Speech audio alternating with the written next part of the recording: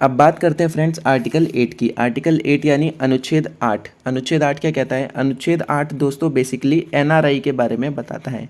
NRI दोस्तों non residents in India, यानी जो भारत का व्यक्ति है ना, और भारत में नहीं रहता है, किसी और देश में रहता है, उसको एनआरआई कहा जाता है। ठीक है दोस्तों, एनआरआई दोस्तों बेसिकली ये होता है कि अगर कोई व्यक्ति भारत का नागरिक है, वो किसी और देश की नागरिकता ले लेता है ना, तो उसकी भारत की नागरिकता ख़त्म हो जाती है, लेकिन वो फिर भी भारत का नागरिक रहता है, भारत का सिटीज़न रहता है, लेकिन उसके पास नागरिकता नहीं रह सकती। ठीक है दोस्तों, वो भारत में आकर अपना आधार कार्ड, पैन कार्ड वगैरह ये सब नहीं बनवा सकता। ठीक है, ये फ़र्क है भारत की नागरिकता और भारत का एक नागरिक होने में।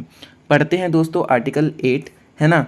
अनुच्छेद 5 में किसी बात के होते हुए भी कोई व्यक्ति जो या जिसके माता पिता, है ना, अथवा पितामह या पितामही या मातामह या मातामही, यानी दोस्तों माता पिता में से कोई, दादा दादी में से कोई, या फिर नाना और नानी में से कोई मूल रूप से या फिर किसी अधिनियमित द्वारा भारत शासन अधिनियम 1935 में परिभाषित भारत में जन्मा था और जो इस प्रकार परिभाषित भारत के बाहर किसी देश में मामूली तौर से दोस्तों काम कर रहा है, उसको भारत का नागरिक समझा जाएगा।